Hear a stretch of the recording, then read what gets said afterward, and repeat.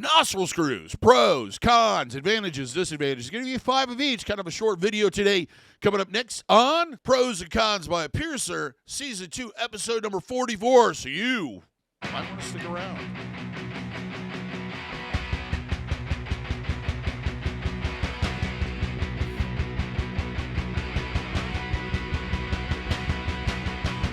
For those that are new to the channel, first off, welcome to the channel. Hope you're enjoying the videos. Hope you're finding them helpful and useful and all those things and a little bit entertaining. But you might not know who I am, especially if it's your first video.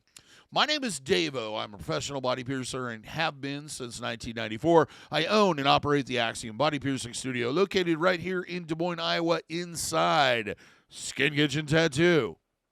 This particular topic came from one of our viewers. They asked in a comment if I could do a pros and cons on nostril screws. Little Big Sauce Boss, I believe is who the person is. Thank you for watching, of course, and also for submitting a request for a video. Well, I like to do topics that people out there are interested in, especially our viewers. Now, nostril screws. A lot of people don't really know what that is or what it is. It's probably one of the most common pieces of jewelry used for nostril piercings when you want that stud look. It's been part of the industry since the late 80s. I always describe it as it is kind of like a question mark bent in half. And the curved part sits on the inside of your nose, much like an L-bend, but the added security of that little extra bend there. That out of the way, let's get on to the pros. The advantages, things that make you go, yeah, that's the jewelry for me. Starting with number 1, can be adjusted. Because you're dealing with a piece of wire that is bent into shapes, if the person has the proper tools, they can be adjusted to be made more secure, easier to take in and out, etc. All of that can be done by somebody that knows what they're doing and has the proper tools. Number 2, it's a little bit more secure than L-bends, nostril bones, and those nostril pin things. That curvature of wire sitting on the inside has a tendency to be a little bit longer than what you're going to find in an L-bend. It's also going to be a little less a little more resistant towards just simply following out. It has its disadvantages. We'll get to that later, and there are better, more secure options. And I'll talk a little bit about that at the end. But if you're trying to decide between an L-bend or a nostril pin or a nostril bone, I would generally suggest the nostril screw first as far as on the level of what's secure and not secure, if we're talking about those 4 different styles of jewelry. Number 3, easy to change. Now, I'm making this comparison based on it's easier to change than, say, a threadless Labret stud. Basically, with a little bit of practice, and if it has a proper bend on it, and the piercing's well enough healed, it's fairly easy to take these out and put another one in. Probably here in the near future, I need to get around to doing one on changing nostril screws, and we'll try to post something like that here in the near future. Number 4, inexpensive or affordable. Since this is one solid piece, since manufactured as one solid piece, there's less moving parts, there's less manufacturing that goes in that's involved, so they tend to be a little bit more inexpensive. Now, you can find them from the really crappy ones that you don't want for a couple bucks or a whole thing of them for like $15 up to the high-end ones. And even the high-end ones, it's rare to see one that's made of, let's say, titanium with a cubic zirconia or crystal or synthetic opal that's going to run you more than $20. So it's one of those pieces of jewelry that's going to be a little bit less expensive as, say, a threadless nostril screw or threadless Labret stud or some of the other options that are on the market. Number 5, it tends to, because of the smallness and because it's one solid piece, you can use much smaller settings or heads, so to speak.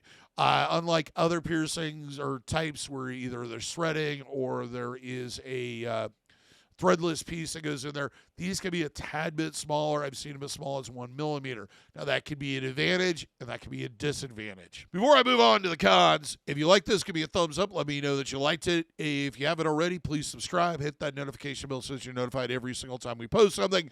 If you have something to add or you have other questions or maybe a topic idea, go ahead and make a comment. I try to check them when I can. Also, if you like swag, check out our merch store. Link is in the description. Now let's move on to what you don't like, the things that are disadvantages, the things that suck, the things that make you go, nope, not for me. The cons! Starting with number 1, can fall out.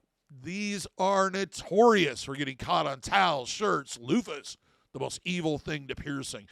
Piercing's number 1 enemy, the loofah, and basically pulling right out and then landing on the ground, usually in the most disgusting part of that particular room.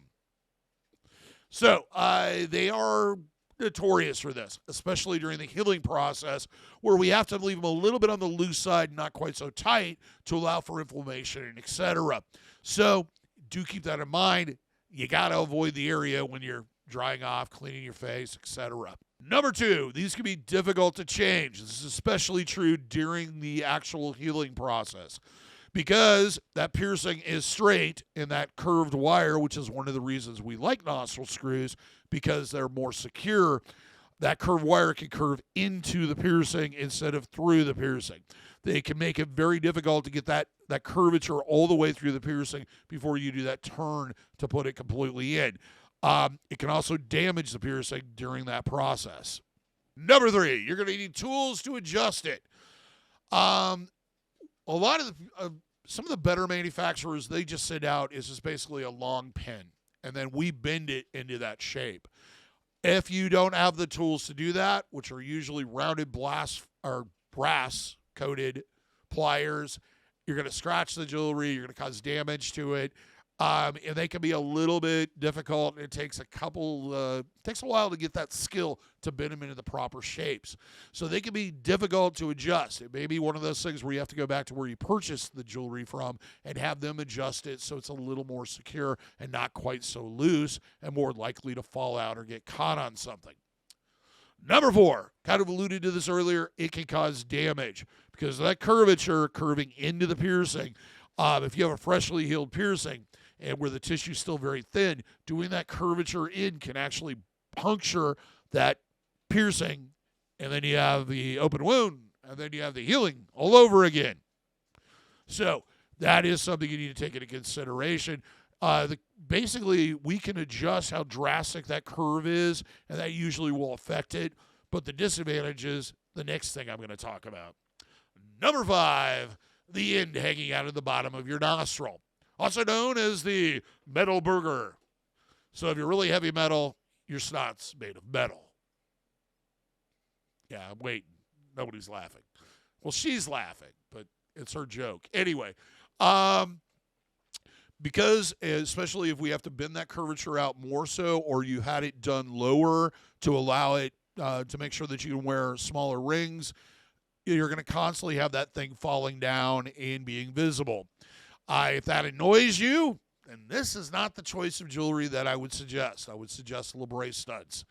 But yeah, that's the main problem with those. Now, before I end up, let's kind of wrap things up here, and I will tell you what I think is a better option if you want the stud-style jewelry, and that is a threadless Labret stud with a variety of different ends. There are hundreds upon hundreds of different ends you can put on them. You can keep that base jewelry, that Labret stud in the back, the post part, and change out the front on a regular basis. The only disadvantage with threadless is you do usually need a guide pin to get it in. We'll talk about that, and I've talked about that in other videos.